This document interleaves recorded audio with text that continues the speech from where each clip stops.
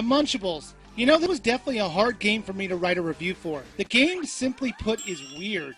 It is a standard 3D platformer, but it's also very different. This game is obviously taking some cues from the Katamari Damacy series. In that series, your goal is to make yourself as big as possible, but your goal in this game is to eat as much as possible. But as you do that, you'll get bigger and bigger, to the point where entire levels that were originally hard to maneuver around are a breeze to navigate. The story is about a bunch of space pirates who have stolen the legendary orbs, which kind of looks like colored poo. Alright, maybe that's unfair. Just because it looks like that doesn't mean that the creators purposely...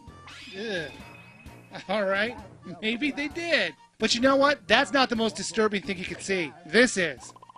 That'll tear you up.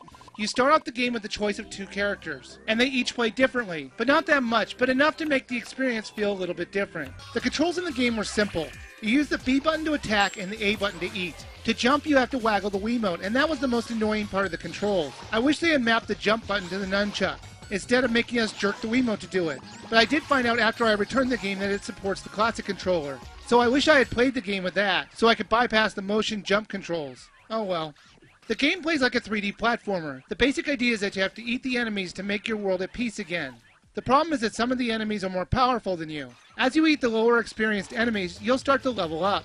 As you level up, you'll find it easier and easier to eat the enemies around you. Sometimes the enemies' levels may be too high, so you're going to have to attack them to break them apart into less powerful enemies. Oftentimes you'll have to do this a few times to get your enemies down to a level you can actually eat. As you eat the enemies, your belly will get full. When it gets full, you grow up a little bit more. What that means is that it's going to be easier to get around the screen because you're bigger, and places that were hard to reach before are just an easy hop away. If you get hit by one of the enemies, you'll temporarily get tiny, and if you get hit again in this mode, you will die, and it'll be game over. However, you shouldn't worry too much about this, because it's fairly easy to run away while you're waiting the 5 seconds for you to return to normal. Also in each level, there's an item to help your character out, and they were usually amusing little helpers. And these items were always helpful in your goal to eat as much as you can. There are 8 worlds to explore with 3 levels on each world, 2 playable levels, and a boss level. The levels themselves are not that challenging. The most challenging part of the game involves trying to figure out the puzzles of the area, but once you do that, the game just turns into an easy 3D platformer.